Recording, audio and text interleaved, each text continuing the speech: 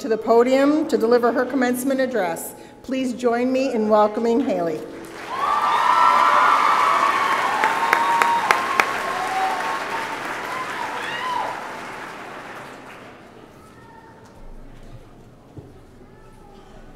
Thank you.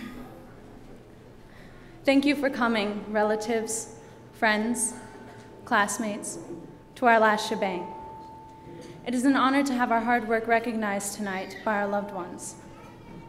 You have made sacrifices for us in the hope of creating individuals who are capable of the same thoroughness of character that is necessary for the pursuit of selflessness. You've lifted us when we inevitably stumbled.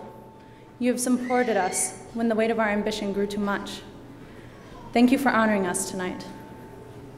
When we wake tomorrow, we will be aware of an inscrutable barrier between yesterday's life and what lies before us. We may visit this school, our favorite teachers, these halls, but we will never return to this point in our lives again. We will never be able to revert to who we were in this place at this time, which is quickly running out, which was once central to our passions, our struggles, and our dreams. In fact, it should not be the case that we desire to cease progress, because this is not the end point.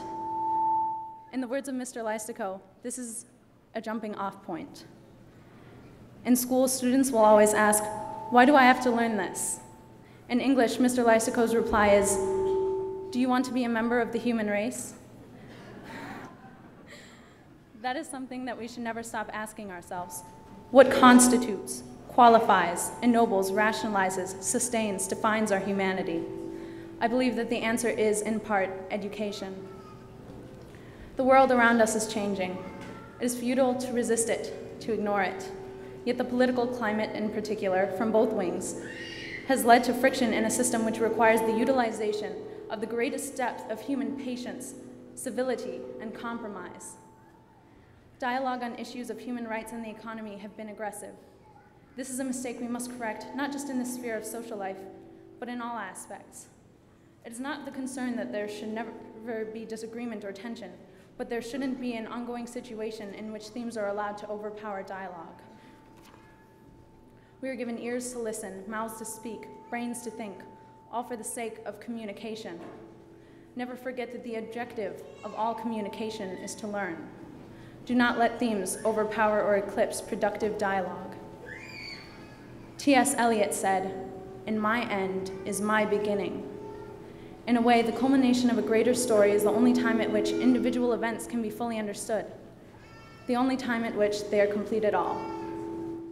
It is only at the ending, as with our graduation, that we are wholly enlightened about what this experience has meant to us.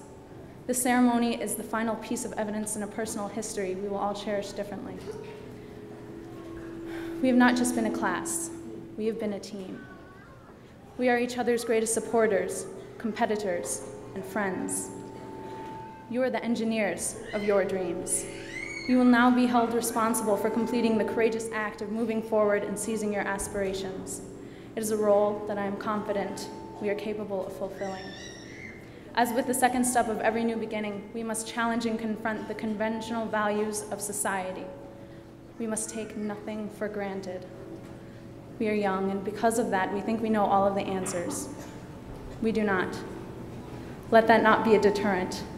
After all, it is the origin of most worthy institutions and individuals. That is why we must go forth. We must find the answers. We must make the answers. The world is rooting for you, class of 2012.